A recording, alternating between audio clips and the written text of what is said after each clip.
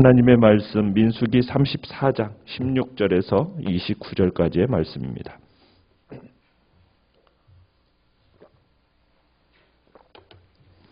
민수기 34장 16절에서 29절까지의 말씀입니다.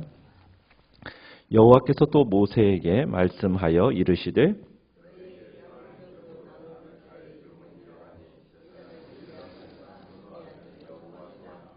너희는 또 기업의 땅을 나누기 위하여 각 지파에 한 지휘관씩 택하라.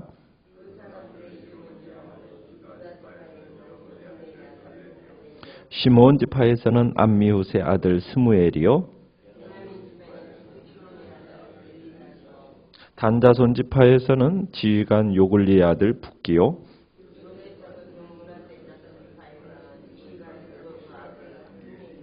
에브라임 자손 지파에서는 지휘관 십단의 아들 그무엘이요,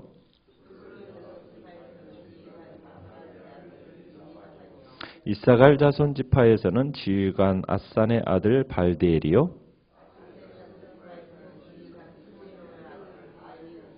납달리 자손 지파에서는 지휘관 암미훗의 아들 부다헬이니라 하셨느니라.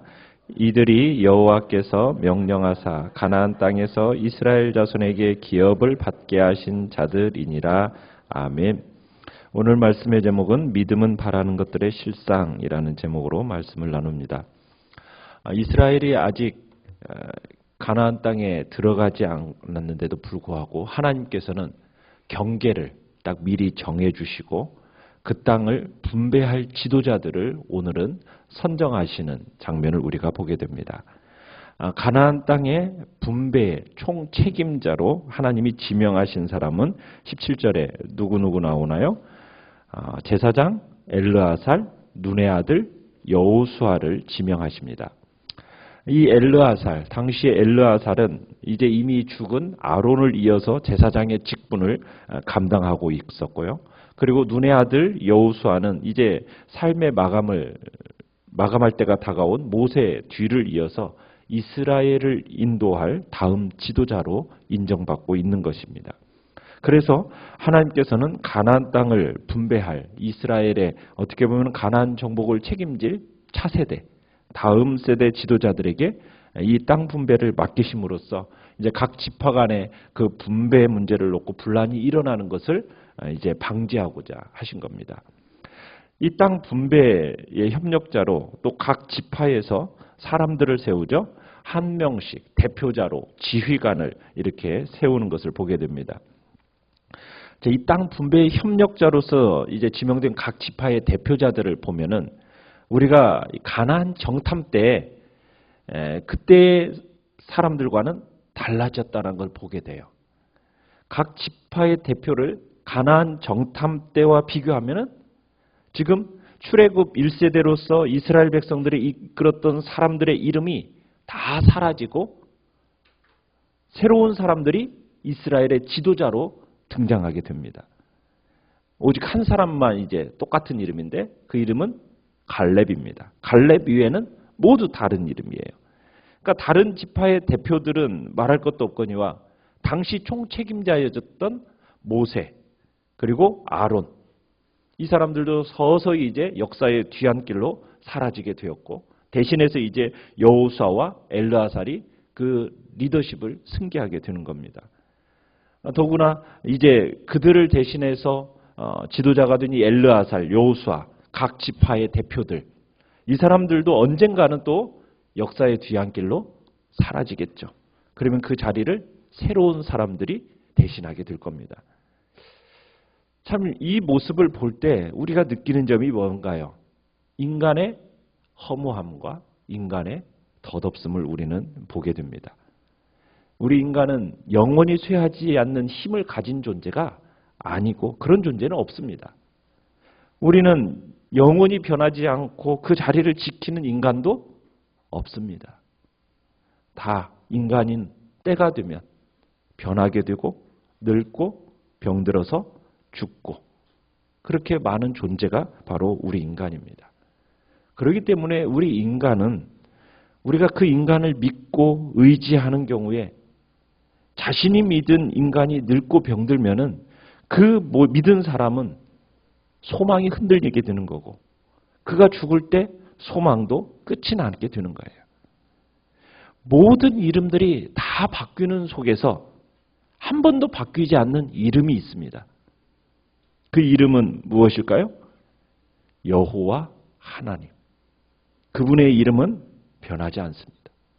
아론도 죽고 엘르아설도 죽고 그 뒤를 이어서 비느하스도 제사장이 된 다음에 죽을 거고 여호수아 이제 모세를 이었던 여호수아도 죽고 그 다음에 여호수아의 뒤를 이어서 나타난 수많은 사사들도 다 나타났다가 사라지고 그러나 그 가운데서 한 번도 사라지지 않고 이스라엘을 지키시는 이가 계시니 그분은 여호와 하나님이십니다.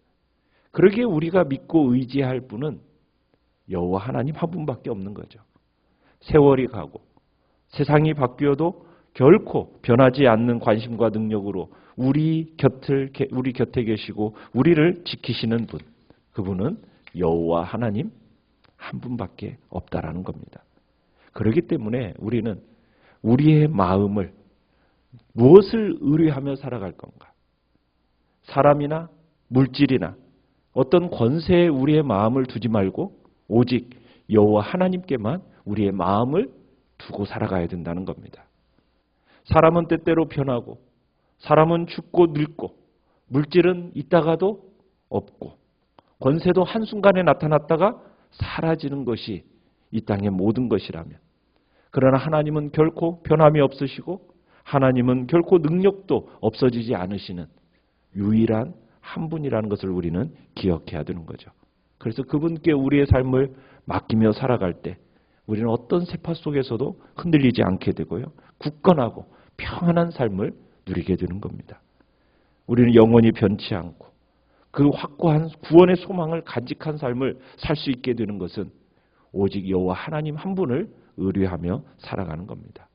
우리의 소망의 대상이요 우리의 의지의 대상은 하나님 한 분뿐이라는 것. 그 하나님 위에 우리의 확고한 소망의 반석을 두고 우리는 서야 된다는 얘기죠. 우리가 19절을 보시면은 유다 지파의 대표로서 나온 사람, 그 사람은 누구입니까? 여분네 아들 갈렙이죠. 여러분 이 갈렙은 원래 히브리인이 아닙니다. 그를 가리켜서 그나스 사람이라는 표현을 씁니다. 여기 나오지 않지만 우리가 쭉 보면은 그나스 사람 여분네의 아들 갈렙 이런 표현을 써요. 그러면은 갈렙은 그나스 사람이란 얘기를 할 때는 이스라엘이 출애굽할 때 함께 나온 잡족 중에 한 사람이었다는 얘기입니다. 그러니까 갈렙은 이방민족 출신이에요. 이스라엘 12지파 중에서도 가장 선임이 되고 어떻게 보면 세력도 가장 큰 유다 지파의 그 대표가 누가 되었다고요? 이방민족이었던 갈렙이 되었다라는 얘기입니다. 갈렙이 어떻게 보면 혈통적인 이 핸디캡, 단점을 극복하고 이스라엘의 지도자가 될 수 있었던 것은 무엇이었겠습니까? 하나님을 향한 굳건한 믿음과 열정과 헌신 때문이었습니다. 가나안의 정탐꾼으로 뽑혔을 때에도 하나님을 믿는 믿음으로 가나안을 정복할 수 있다 주장했던 사람이었고요. 가나안 정복 전쟁 때도 마찬가지입니다. 항상 최선두에 나서서 승리의 원동력으로 되었던 사람이 이 갈렙입니다. 심지어 85세의 노쇠한 몸을 이끌고 가나안 족속 중에서 가장 기골이 장대한 안악자손이 있는 헤브론 산지, 그 헤브론 산지를 맡아서 그들을 몰아내고 그 헤브론 땅을 정복한 사람이 또한 갈렙입니다. 하나님께서는 이 갈렙을 그의 믿음과 헌신과 충성을 보고 아셨기 때문에 하나님께서는 유다 지파, 그 지파의 대표자가 되게 하셨고 나아가서는 여호수아와 더불어 이스라엘의 지도자로 하나님이 삼으셨던 겁니다. 사람의 혈통, 어떤 혈통인가? 이게 중요한 게 아닙니다. 그 사람이 얼마나 많이 배웠는가? 이것도 중요한 게 아닙니다.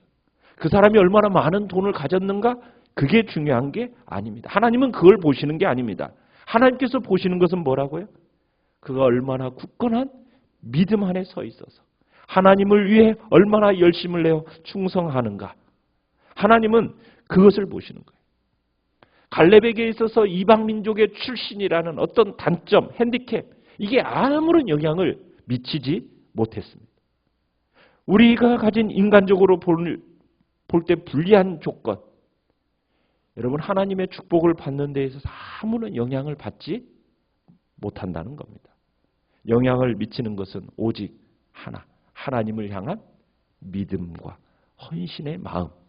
이것만이 하나님이 우리의 삶을 인정해 주시고 하나님의 축복을 받는 유일한 거라는 겁니다.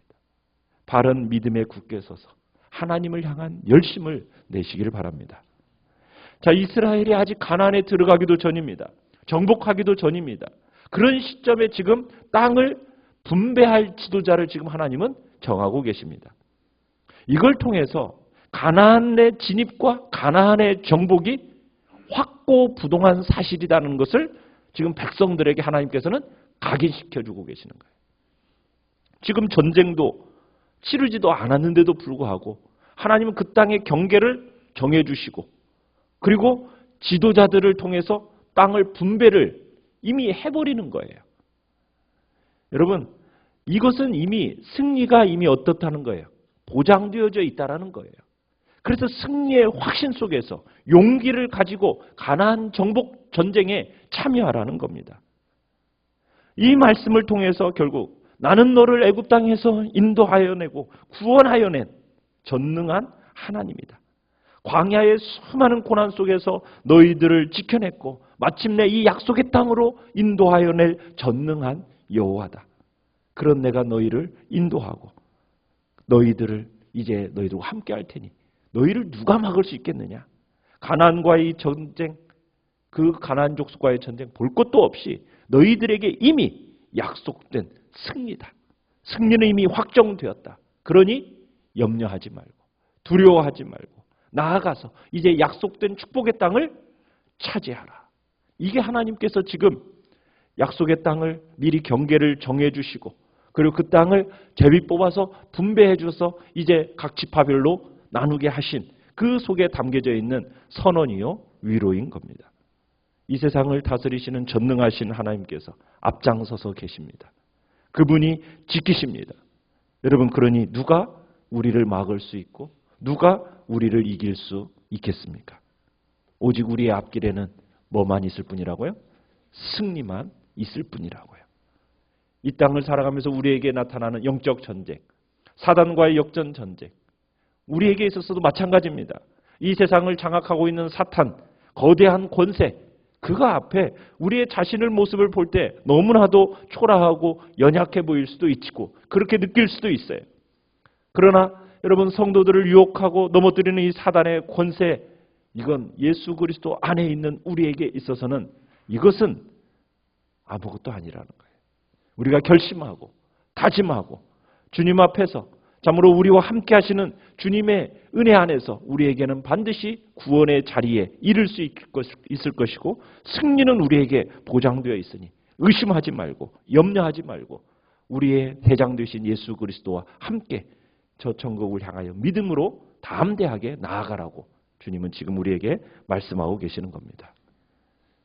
천국을 향하여 나아가는 우리 주 예수 그리스도는 사단의 최대의 무기인 사망 권세도 깨트리시고 정복하신 우리 주 하나님이십니다. 그분과 동행하고 있기에 우리는 결코 구원에서 떨어질 수 없는 존재예요. 실패할 수 없는 대전제예요.